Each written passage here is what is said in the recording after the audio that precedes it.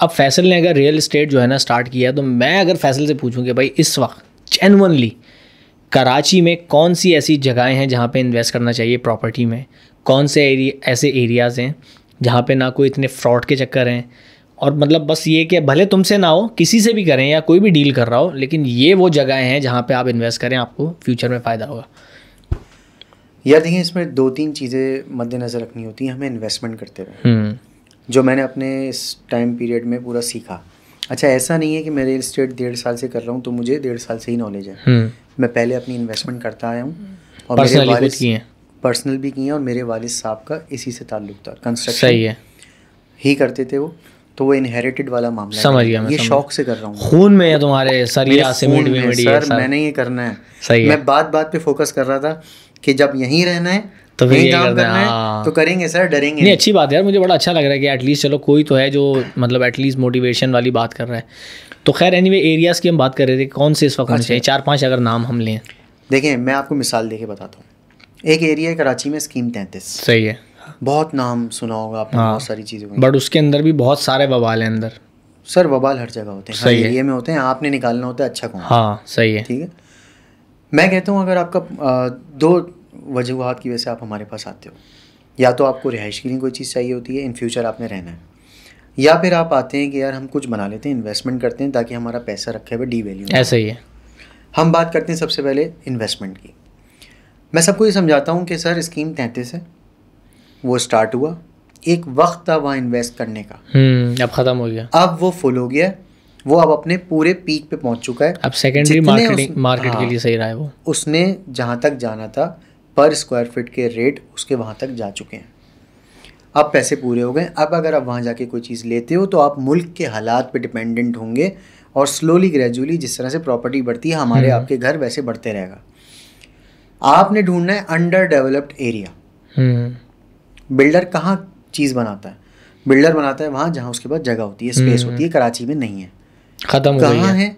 कहाँ है? हाईवे पे। अब लोग हमें कहते हैं कि यार आप नॉर्थ कराची में रहते हैं तो नॉर्थ कराची के करीब करीब ही आप प्रोजेक्ट कर रहे होते हैं। ऐसा नहीं है सर, मैं नया नाज़िमाबाद में भी रजिस्टर्ड हूँ, HMR ईमार में भी रजिस्टर्ड हूँ, स्कीम 33 में, किंग्स ग्रैंड में भी हूँ, साइमा में भी हूँ, तकरीबन हर जगह मैं रजिस्टर्ड हूँ। एक रियल इस्टेट कंपनी के पास कोई आके क्लाइंट बैठता है तो उसकी टेबल पे हर तरह का फ्लेवर होना चाहिए, मेरे पास है।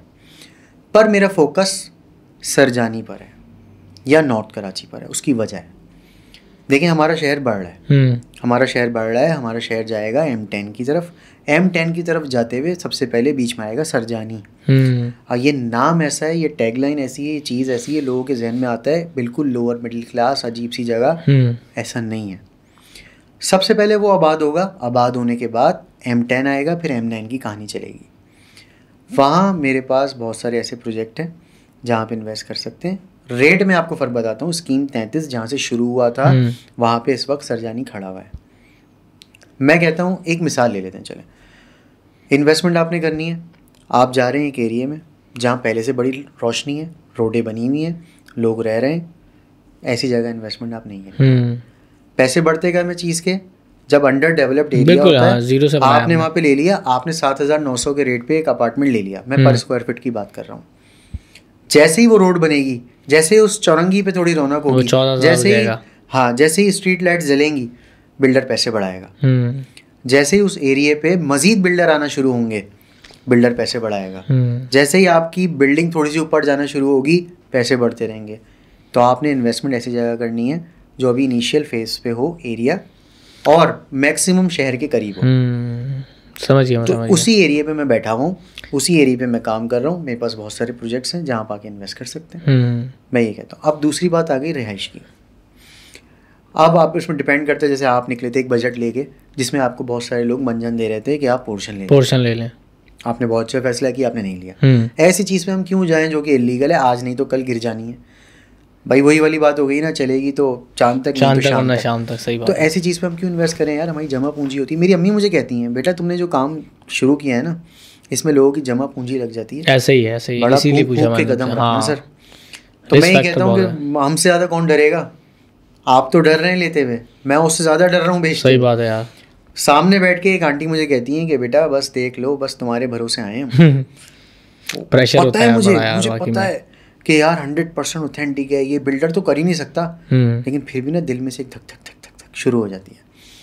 क्यों यार, एहसास करते हैं हम भी यार कौन से कोई अमीर पैदा हुए थे, हमने कोशिशें करके थोड़ा थोड़ा करके अपना कुछ बनाया है। तो बात निकली थी इन्वेस्टमेंट की। इन्वेस्टमेंट आप अंडर डेवलप्ड एरिया में करें, लेकिन जितना शहर से करीब रह सकते हैं अपने शहर से करीब रहें। जिस एरिया की मैं बात कर रहा हूँ वहाँ लोग ऑलरेडी रह रहे हैं, वहाँ पे गैस भी है, बिजली भी है, पानी भी है। ऐसा नहीं है कि रोडें नहीं बनी हुई, हाँ थोड़ी टूटी फूटी हैं, और ये अच्छा है, ये पॉजिटिव। कौन सी कराची की ऐसी रोडें जो नहीं है यार? तुम मेरे घर आए हो, यहाँ सारे अच्छे खाते पीते लोग रहते हैं, तुमने देखा है, बट रोड नहीं है और आदत है हमें रहने की। अरे ये हमारे इख्तियार में भी नहीं है ना, हम क्या रोड बनाएंगे? नहीं, इख्तियार की बात नहीं है, बात पता है क्या, आवाज़ तो उठा सकते हैं। यही मैं कह रहा हूँ। मतलब अगर मुझे एक बात बताओ, 5000 घर हैं इस पूरी कम्युनिटी के अंदर, 5000 घर में से एक एक बंदा निकलता है, 5000 बंदा आके जो काउंसलर या जो भी है जो इसके पास बजट है, सिर्फ उससे पूछे कि भाई हिसाब तो दे दो यार, हिसाब कर दो, क्या क्यों नहीं बन रहा है, क्या रीज़न है? कोई तो वजह होगी। सर ब्लेम गेम स्टार्ट हो जाएगा। नहीं वही है ना सर, हमारे इख्तियार में थोड़ी होता है। नहीं, लेकिन बात पता है क्या, देखो यही सोच के पब्लिक निकलती नहीं है, इट मींस कि अपना हक ही नहीं मिलेगा। ऐसे तो कभी भी हम लोग उन्होंने अपना वो बनाया हुआ एक सर, मैंने तो एक ऐसी जगह पे अपने एरिया का नाम ले दिया था, जिनका मैं नाम अभी यहाँ पे भी नहीं ले सकता। अच्छा। तो वहाँ भी नाम ले दिया था हमने, तो बहुत जूते अपने घिसे हैं चक्करों में। क्योंकि क्या होता है, लोग बोलते हैं यार फैसल भाई आप चलोगे, आपकी एक फेस वैल्यू है, तो शायद कोई बात बन जाए। ऐसे ही है, बहरहाल वहाँ ब्लेम गेम शुरू हो जाते हैं, कोई काम नहीं होता। ऐसे ही ऐसे। अच्छा, हम दूसरे पॉइंट पे हम खड़े हुए थे। पहली बात हो गई इन्वेस्टमेंट की, दूसरी चीज़ हो गई रहने की। तो रहने पे डिपेंड करता है कि आपके पास क्या बजट है। जब आपके पास बजट होता है तो आप उसके बाद देखते हैं कि हमारे पास हम कौन सी ऐसी सोसाइटी में चले जाएँ जहाँ हम सिक्योर फील करें, जहाँ आपके पास सारी एमिनिटीज़ हों। आपका दिल चाहे तो आप जिम चले जाएं, आपका दिल चाहे तो आप ग्राउंड में खेल लें, बच्चों को पार्क ले जाएं। यही लाइफ है ना सर? है। आजकल क्या लाइफ है? आजकल यही लाइफ है। ऐसे ही 2 घंटे बचते हैं एक जॉब वाले बंदे के पास, जिसमें वो घर वालों को टाइम देता है। अगर वो 2 घंटे का सफ़र कर लेगा क्लिफ्टन ले जाने के लिए, तो वो फिर वो जो टाइम पीरियड है वहाँ एंजॉय करने का, वो कहाँ से निकलेगा? ऐसे ही। तो भाई मैं उसमें एक सोसाइटी का नाम लूँगा, और कोई पेड प्रमोशन नहीं है, कोई चीज़ नहीं है, मुझे बहुत पसंद है। शहर के बीचों बीच नया नाज़माबाद, आपको ग्रीनरी मिलेगी, आपको एमिनिटीज़ मिलेंगी, आपको ऐसा क्लब हाउस मिलेगा जो आपने देखा नहीं होगा, आपको ऐसा जिम्नेजियम मिलेगा, आपको ग्रैंड मॉस्क मिलेगी। लेकिन यार देखो फैसल, ये बात तो तुम्हारी सही है, मैं मानता हूँ कि अच्छा होगा, डेवलप हुआ है, ऑब्वियसली हर चीज़ नई होगी तो अच्छा लगता है। बट अभी मैंने रिसेंटली देखा था, जो बारिशें हुई थी ना, उसमें बड़ा बैड सीन था, और काफ़ी सारी वायरल वीडियोज़ आ रही थी कि वहाँ की जो मैनेजमेंट है उनका तो ऐसा सीन है कि माफिया बने हुए, वो बदमाश बने हुए। जो हमने DHA में भी देखा था कि जब लोग आवाज़ उठाने के लिए निकले तो किन किन लोगों को तंग किया गया बाद में। मतलब ये वो वाली चीज़ें जो आपको आपके साथ चलती रहती है ना। तो इसके बारे में क्या कहोगे? नया नाज़माबाद के बारे में तो लोगों के व्यूज़ मतलब मेरा व्यू ये है, देखो मैंने सोशल मीडिया पे देखा, अब इसको कैसे चेंज करते हो तुम थोड़ा सा बता सकते हो मुझे? हाँ, मैंने उसमें रिसेंटली एक वीडियो की है, मैंने वहाँ बाकायदा डैम्स देखे हैं। जो जिस वक्त ये वायरल हुई थी ना वीडियोज़, और उसमें कश्तियाँ चलती हुई देखी थी आपने, गाड़ियाँ डूबी हुई थी, कश्तियाँ उसके ऊपर से जा रही थी। उसके बाद 2 बारिशें हम गुजार चुके हैं, उससे ज़्यादा हैवी। अब नहीं हुआ, कुछ नहीं हुआ, और उसका किसी ने कोई शोर नहीं किया। उसका जाहिर है, हमारे पास वायरल क्या होता है? हाँ, नेगेटिविटी। ऐसा ही है, उसमें कोई नेगेटिविटी नहीं थी। मैंने तो तुमने कोई वीडियोस वगैरह बनाई है इसके ऊपर जाके अभी रिसेंट उसमें? मैंने रिसेंटली वीडियो बनाई है, और वहाँ पे मैंने डैम्स दिखाएं, और जो अभी हमारी लास्ट बारिशें गुजरी हैं गर्मियों में, खैर 6-8 महीने पुरानी वाली, उसमें इतना भी पानी जमा नहीं हुआ, सारा डैम्स में सिक्योर कर रहे हैं, बल्कि उसको गार्डनिंग के लिए इस्तेमाल भी किया जा रहा है। सही। देखें अब क्या होता है कि यहाँ पे ये जो अभी लास्ट बारिशें हुई हैं इसकी बात कर रहे हो? लास्ट बारिशें हुई हैं, हमें क्या पता, मैं तो दुबई में था यार। हाँ, तो भाई यही वाली बात है ना। तो भारत मैंने तो उसमें डैम्स भी दिखाए हैं, चीज़ें दिखाई हैं। और अच्छा चलो, नया नाज़माबाद की तुमने बात की, क्या वैल्यू चल रही है वहाँ पे एक प्लॉट की या एक 120 घर की?